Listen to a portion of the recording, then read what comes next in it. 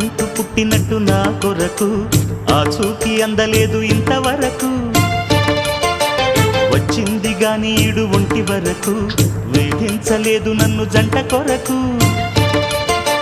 చూశాక ఒక్కసారి ఇంత వెలుగు నా వంక రాను అంది కంటి కునుకు ఈ అల్లరి గారడి నీ లీల అనుకోనా నీ పేరు ప్రేమ అవునా ఇవాళే నిన్ను పోల్చుకుందా